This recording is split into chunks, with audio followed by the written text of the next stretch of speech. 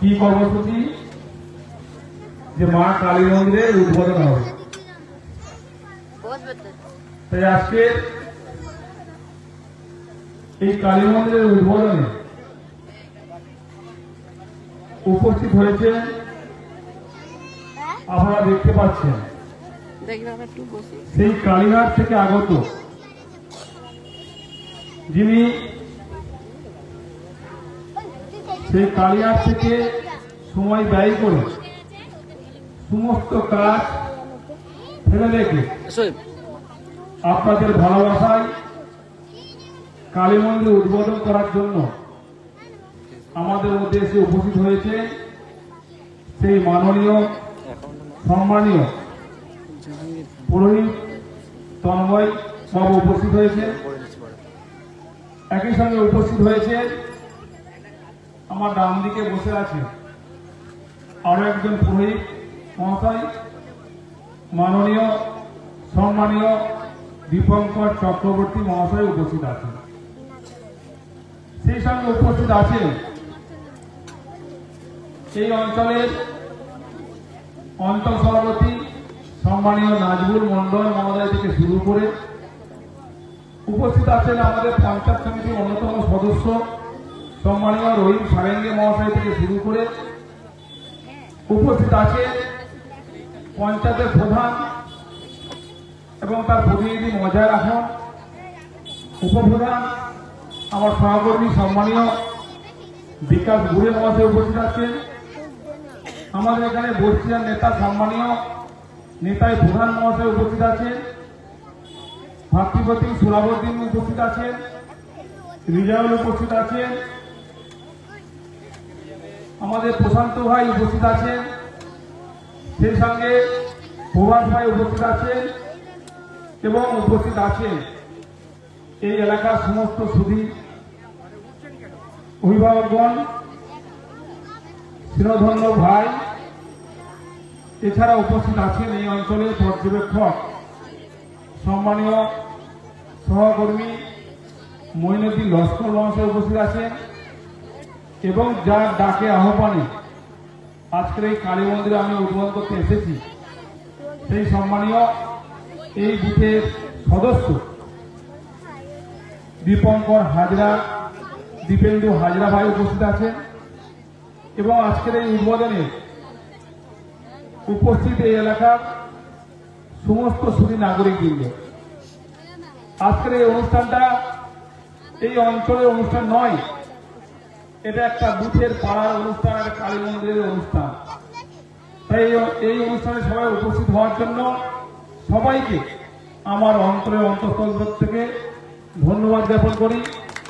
সেই সঙ্গে মা কালী পূজার প্রীতি শুভেচ্ছা ভালোবাসা উষ্ণ অভিনন্দন জানিয়ে আমি অল্প দু একটি কথা বলব। যে আপনারা জানেন যে কালী পূজা এবং দীপাবলি মানে আলোর পূজা, তাই তো নাকি? আমরা সকলেই দেখেছি যে কালী পূজার সময় দীপাবলির সময় আমরা চারিদিকে আলো ঝলমলে পরিবেশ তৈরি হয়। তাই আমরা মনে করি কালী পূজা দীপাবলি মানে আলোর পূজা। তাই আমাদের এই সমাজে প্রকৃতির মধ্যে অনেক অন্ধকার আছে, আর সেই প্রকৃতির অন্ধকার দূর করার জন্য আমরা কি করি? ইলেকট্রনিক লাইট জ্বালিয়ে সেই অন্ধকারটা আমরা দূর করি, তাই তো? রাত্রে যদি অন্ধকার হয় আমরা কি করি? ইলেকট্রনিক লাইট জ্বালিয়ে সেই অন্ধকারটা দূর করি আমরা প্রত্যেকেই।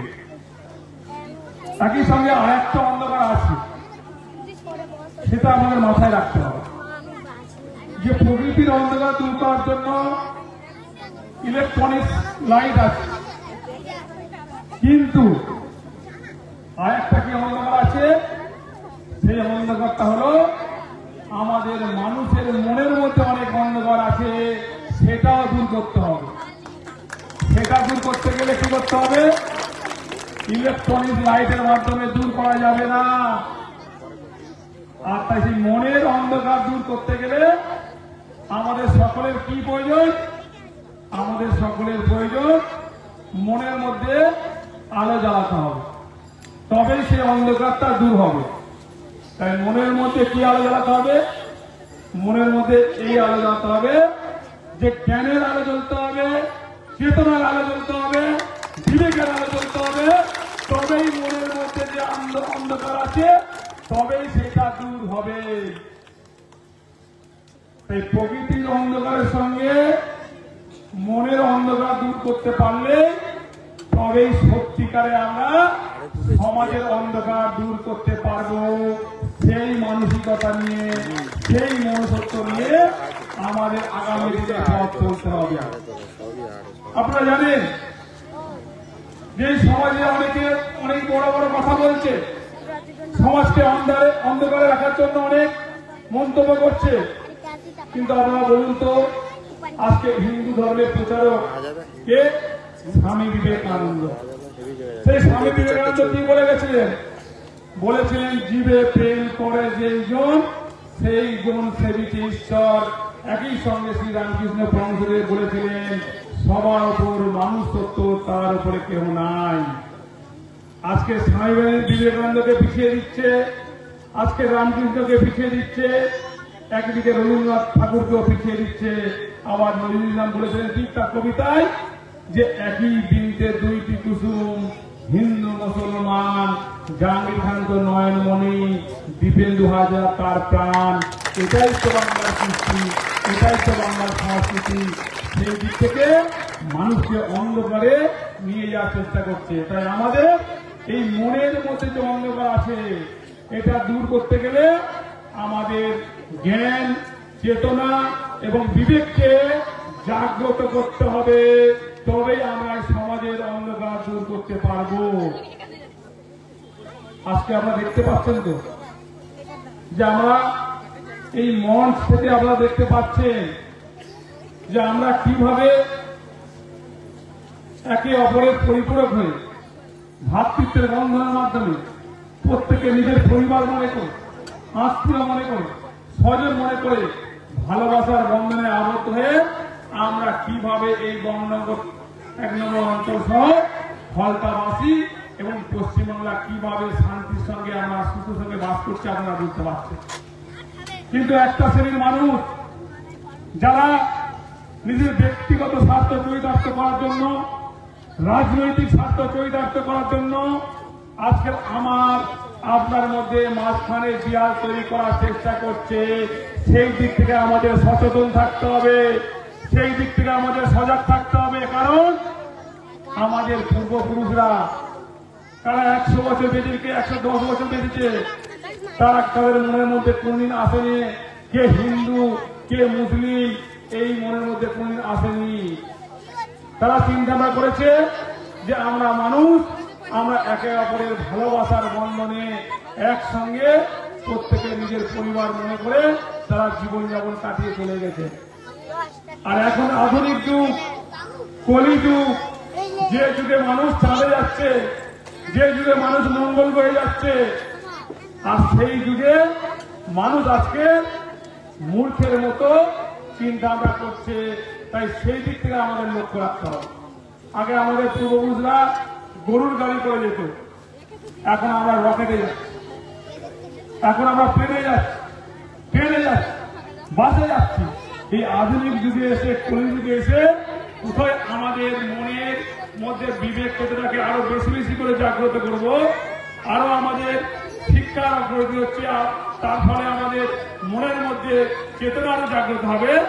আজকের কলিযুগে এসে মানুষের মধ্যে মানুষের বিবেক তৈরি করার চেষ্টা করছে। সেই দিক থেকে আমাদের প্রত্যেককে সাবধান হতে হবে।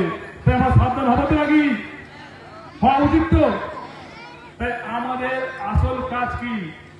মানুষের আসল কাজ তার মানবিকতা এবং মনুষ্যত্বকে জাগ্রত করতে হবে। কি মানবিকতা হওয়া উচিত, কি মনুষ্যত্ব হওয়া উচিত? এটাই হওয়া উচিত যে মানুষের বিপদে পাশে থাকবো, মানুষের সঙ্গে সুখ দুঃখের সাথী হয়ে একসঙ্গে পথ চলবো, প্রত্যেকটা পরিবারকে নিজের পরিবার মনে করে চলবো, আর সবাইকে একসঙ্গে নিয়ে নিজের আপন মনে করে নিয়ে সবাইকে চলতে পারলে আমাদের এই সমাজ, আমাদের এই পরিবেশ সুস্থ থাকবে, ভালো থাকবে, সুন্দর থাকবে, শান্তি থাকবে, একই সঙ্গে উন্নয়নটাও আরো ত্বরান্বিত থাকবে। এই কথা কে বলে? আমাদের সকলের প্রিয় মানবিক মুখ্যমন্ত্রী মমতা ব্যানার্জি মহাশয়া এবং আমাদের সকলের প্রিয় নেতা, প্রিয় সাংসদ অভিষেক ব্যানার্জি মহাশয়। আজকে আপনার মুখে হাতে বলুন যে আমি জাহাঙ্গীর খান, বলুন আপনাদের সঙ্গে কি খারাপ লাগছে বলুন। কবে এসছি? আজ তো প্রথম মনে এসছি এখানে, এর আগে কোনদিন এসছি যাই না। আমার বয়স যা, এই বয়সে আমি কোনোদিন এখানে আসিনি, কোনোদিন আমি এখানে আসিনি। আজকের আপনাদের ডাকে আহ্বানে আজকে এই কালী মন্দির উদ্বোধনে আমি আজকে এখানে, আপনার বুঝে হাতে বলুন তো আমি কোনদিন আপনাদের সঙ্গে খারাপ ব্যবহার করেছি কিনা? তাহলে আমিও কোনদিন আপনাদের সঙ্গে খারাপ ব্যবহার করিনি। একই সঙ্গে প্রিয় সাংসদ, প্রিয় নেতা অভিষেক ব্যানার্জি কোনদিন খারাপ ব্যবহার করেনি। একই সঙ্গে মানবিক মুখ্যমন্ত্রী আপনার সঙ্গে কোনদিন খারাপ ব্যবহার করেনি। অথচ আপনাদের এলাকার উন্নয়নের জন্য, আপনাদের এলাকার রাস্তাঘাটের জন্য, আপনাদের গলি গলি ঢালাই ফেলার জন্য, এলাকার লাইট দেওয়ার জন্য, অন্তর থেকে আলো আনার জন্য আমরা দিবারাত্রি পরিশ্রম করছি, যে আপনাদের বিপদে পাশ থাকতে পারলে, আপনাদের সুখ দুঃখের সাথী হতে পারলে আমরা নিজেকে ধন্য মনে করব, গর্বিত মনে করব। তাই আমি চাইব যে আগামী দিনে আপনাদের সকলের সহযোগিতা এবং আপনাদের আশীর্বাদে যাতে আপনাদের সঙ্গে একটা সুসম্পর্ক রেখে, আপনাদের পরিবারের একজন মনে করে, আপনাদের পরিবারের সদস্য মনে করে আমরা যাতে আগামী দিনে আমরা একসঙ্গে কাঁধে কাঁধ মিলিয়ে ঐক্যবদ্ধ হয়ে ভ্রাতৃত্বের বন্ধনের মাধ্যমে আগামী জীবনটা যাতে আমরা একসঙ্গে চলতে পারি, সেই মানসিকতা নিয়ে আমাদের আগামী দিনে পথ চলতে হবে। সেই বার্তা আজকে আমি আপনাদের কাছে দিতে এসেছি। আপনারা নিশ্চয়ই সেই বার্তা নিয়ে আপনারা আমরা একসঙ্গে আগামী দিনে পথ চলব। একই সঙ্গে আজকে এক সুন্দর কালী মন্দির উদ্বোধন হচ্ছে, সত্যি ভালো লাগে। আমি জিতেন্দ্র এবং তার টোটাল টিমটাকে আমি আরো একবার অন্তরে অন্তঃস্থলে ধন্যবাদ জানাই, যে তাদের এই যে মানসিকতা, যে আজকে এই গ্রামের মানুষকে আনন্দ দেওয়ার জন্য এবং এত সুন্দর একটা মহৎ কাজের চিন্তা ভাবনার জন্য সত্যি ধন্যবাদ না দিয়ে থাকতে পারছি না। আর এই ধন্যবাদ না দিলে আমার বক্তব্যের মধ্যে কোথাও ঘাটতি থেকে যাবে। আমি চাইব আগামী দিনে এই কালী মন্দিরের ডেভেলপমেন্টের জন্য যদি আমার কোনো সহযোগিতা লাগে, আমি আপনাদের পাশে থাকতে পারলে সত্যি নিজেকে ধন্য মনে করব। কারণ এটা আমার দায়িত্বের মধ্যে পড়ে, এটা আমার কর্তব্যের মধ্যে পড়ে, যে ফলতা বিধানসভাকে একটা সুন্দর জায়গায় নিয়ে যাবে। কিরকম সুন্দর? পশ্চিমবাংলার 294টা বিধানসভার মধ্যে ফলতা বিধানসভায় সব দিক থেকে 1 নম্বর জায়গায় রাখার জন্য যে দায়িত্ব পালন করা উচিত, সেই দায়িত্ব আমি পালন করব। কিন্তু আপনাদের মাথায় রাখতে হবে যে আমি জাহাঙ্গীর খান, আমার একার পক্ষে সম্ভব নয় যে ফলতা বিধানসভাকে 1 নম্বর জায়গায় নিয়ে যাব সব দিক থেকে। তাই সব দিক থেকে 1 নম্বর জায়গায় নিয়ে যেতে গেলে আপনাদের সহযোগিতা একান্ত কাম্য আমি মনে করি। তাই আপনারা যদি সহযোগিতা করে থাকেন, আপনারা যদি আশীর্বাদ করে থাকেন, আমার বিশ্বাস, আমার আশ্বাস, আমার ভরসা আগামী দিনে ফলতা বিধানসভা 1 নম্বরে যাবে যাবে যাবে, সেই কথা আমি 1 নম্বরের মাঝে থেকে নিয়ে যাচ্ছি। তাই আমাদের দায়িত্ব কি থাকবে? যে আমরা সবাই একসঙ্গে ভ্রাতৃত্বের বন্ধনের মাধ্যমে নিজের পরিবার মনে করে আমরা প্রত্যেকে পথ চলব। সেই সঙ্গে একটা কথা মাথায় রাখতে হবে, যে আজকের জাহাঙ্গীর খানের হাত শক্তিশালী করতে পারলে, আজকের অভিষেক ব্যানার্জির হাত শক্তিশালী করতে পারলে, আজকের মানবিক মুখ্যমন্ত্রী মমতা ব্যানার্জির হাতকে শক্তিশালী করতে পারলে আমাদের সকলের হাত শক্তিশালী হবে। সেই চিন্তা ভাবনা করে যদি আমরা আগামী দিনে পথ চলি, আজকের দিনে যে উন্নয়ন বঙ্গনগর 1 নম্বর অঞ্চলে হয়েছে কিংবা ফলতা বিধানসভা হয়েছে, তার থেকে আরো বেশি অধিক পরিমাণে উন্নয়ন হবে। এই কথা আমি আজকে এই মন থেকে দিয়ে যাচ্ছি। তাই উন্নয়নের ধারাকে ত্বরান্বিত রাখতে গেলে আমাদের অভিষেক ব্যানার্জি এবং মমতা ব্যানার্জি এবং জাহাঙ্গীর খানের হাতকে শক্তিশালী করতে হবে। আর আমাদের হাত শক্তিশালী হওয়া মানেই আপনাদের হাত শক্তিশালী হবে। সেই মানসিকতা নিয়ে আমাদের আগামী দিনে পথ চলতে হবে। তাই আমি বক্তব্য দীর্ঘায়িত করবো না, শুধু একটাই কথা বলবো যে আপনারা ভালো থাকবেন, সুস্থ থাকবেন, সবার সঙ্গে ভালোবাসার বন্ধনে নিজের মনে করে, আপন মনে করে আপনারা সবাইকে নিয়ে পথ চলবেন, দেখবেন শান্তি থাকবে। কারণ জন্মালে মরিতে হবে, অমরকে কোথা হবে। মানুষ মরণশীল, মানুষ অমর নয়। হ্যাঁ, অমর হবে। কিভাবে অমর হবে? আমার আপনার কাজে আমরা অমর হয়ে থাকবো। তাই অমর হতে গেলে আমার আপনার কাজটাকে সম্মান দিতে হবে। আমার ব্যবহার, আমার কর্ম, আমার কাজ আগামী দিনে আপনাকে অমর করে রাখবে। তাই মানুষ যখন মরণশীল, তাই আমাদের মাথায় রাখতে হবে যে কটা দিন আমরা থাকবো, ঈশ্বর, ভগবান, আল্লাহ যে কটা দিন আমাদেরকে বাঁচিয়ে রাখবে। সে কারো 60 বছর, কারো 70 বছর, কারো 80 বছর, কারো 100 বছর, যে কতদিন বাঁচবো আমরা ভালো কাজ করবো, মানুষকে সঙ্গে নিয়ে চলবো, সবাইকে নিজের মনে করে চলবো এবং এলাকা সমাজকে সুস্থ রাখার জন্য, ভালো রাখার জন্য যে দায়িত্ব নেওয়া হতে সে নিয়ে চলবো। তবেই তো হবে। কেন মাথা গরম করবো? কেন মানুষের ঘরকার করবো? কেন মানুষের দুর্বল করবো? বলে লাভটা কি? কারণ আমরা সারা জীবন থাকবো না। কারণ এই কথা একটু আমি বলেছি, জন্মালে মরিতে হবে, অমরকে কোথা পাবে। তাই মানুষ যখন মরণশীল, যে কোনোদিন বাঁচবো আমরা সবাইকে আপন মনে করে একসঙ্গে পথ চলবো, এই আশা রেখে, এই কথা বলে সবাইকে আরো একবার আন্তরিক শুভেচ্ছা, ভালোবাসা, অভিনন্দন জানিয়ে এবং কালী পূজার থেকে শুভেচ্ছা জানিয়ে এবং জগদ্ধাত্রী পূজা এবং ছট পূজা আগাম শুভেচ্ছা জানিয়ে আমি আমার ক্ষুদ্র